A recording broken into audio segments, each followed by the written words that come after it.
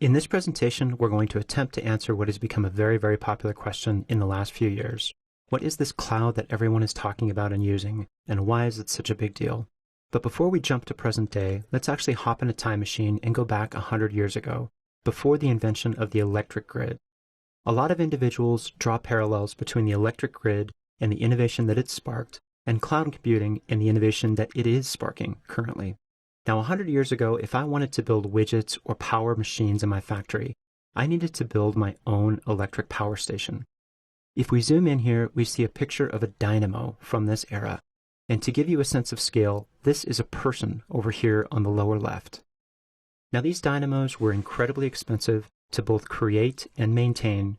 Their parts came from a limited number of suppliers, and those suppliers could pretty much charge whatever they wanted to both build and maintain that power station. It doesn't take a huge leap of the imagination to draw parallels between this dynamo and your data center. The computing resources that you consume in your data center come from a limited number of suppliers, are very costly to build and maintain, and there's always a chance that your system administrators could put things together the wrong way and break everything. In his book, The Big Switch, Nick Carr called out exactly this relationship.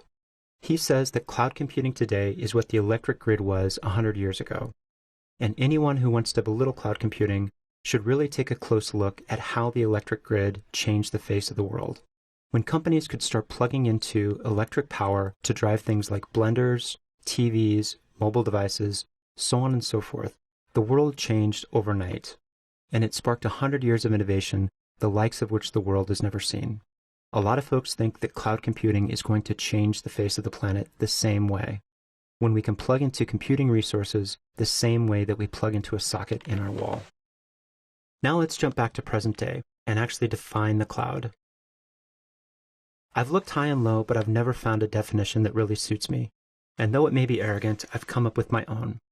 I think the cloud is really using virtualization and automation to provide users with self-service computing products that provide infinite scale at low cost. That's a really long sentence with a lot of moving parts. But if we break it down into just two pieces, the cloud is really virtualization and automation. Let's take a second and zoom in on each of these. Virtual just means not physical. So CPU, disk, RAM, and network cards are virtualized so that they can be used by many virtual computers on that machine. Let's zoom in over here on the left and take a look at exactly what we're talking about. Down here on the very bottom, we have an actual physical machine. It has a limited number of CPUs, memory, network cards, and disk.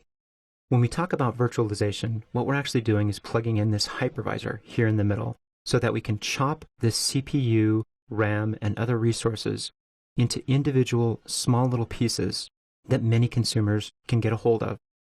Here we're saying that we created 3 VMs, or virtual machines, on top of this one single physical machine. To each of the users who are using these VMs, these appear as physical machines.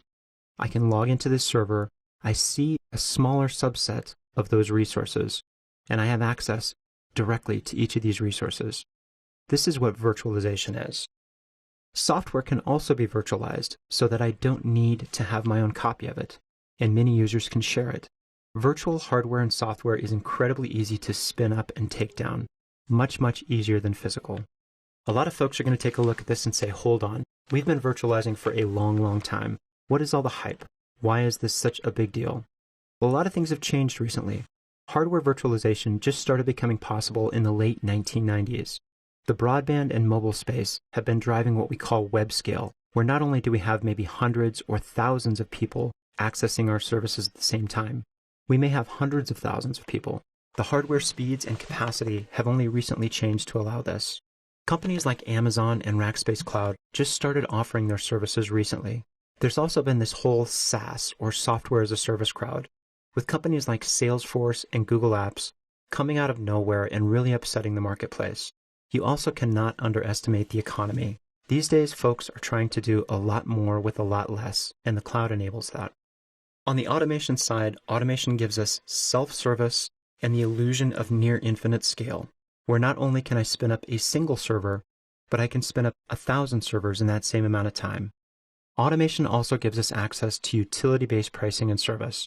If we draw a parallel here, I can go through every room in my house and turn on all the lights if I'm having a big party, or turn on a light in a single room if I'm reading a book. In the cloud space, I can go on and turn on 100 servers when I'm really getting hit hard, and take that capacity down to a single server when I'm not. To take a look at this self-service kiosk model, let's zoom in on Amazon's console. Here you can see that I can spin up anything from servers to DNS to databases and storage and so on, just in a couple mouse clicks. No longer do I need to go in and procure a server, wait for that server to arrive, set the server up, and then install it in a rack. I can get access to the same end product in just a few mouse clicks. Any discussion of what the cloud is has to include the 3 different cloud types: public, private, and hybrid. Public is what services like Amazon offer. Low-cost, leased virtual servers. It gives us the illusion of near infinite scale and gives us access to that utility-based pricing we were just talking about. This is public cloud.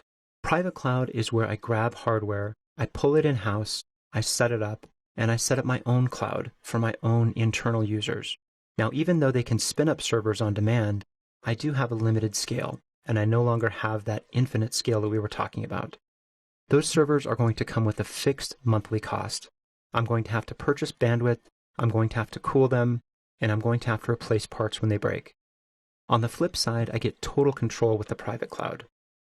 With a hybrid cloud, I leverage both public cloud resources, perhaps to burst capacity, and I'm able to still leverage my internal fixed cost and total control private cloud. If we look at a Venn diagram over here on the right, you can see that we have public cloud and private cloud. Hybrid kind of sits in the middle between the two. We also have a concept of a cloud pyramid, where we have foundational services on the bottom and more higher level esoteric services on the top. These are typically grouped into infrastructure as a service, or IaaS, on the bottom, platform as a service, or PaaS, in the middle, and software as a service, or SaaS, at the top. In this course, we're going to look exclusively at infrastructure as a service, or IaaS. This is essentially raw computing power or raw computing services, things like databases, queues, email servers, and raw servers themselves. Amazon's products such as EC2, Rackspace Cloud, GoGrid, Joyent, and others are companies who play heavily in the infrastructure as a service space. Amazon themselves is arguably the 800-pound gorilla in this space. Amazon groups about 30 independent services into what's known as Amazon Web Services. These are many different computing services that are subgrouped into compute, storage, networking, and so on. Probably one of their more popular services is Elastic Compute Cloud, or EC2.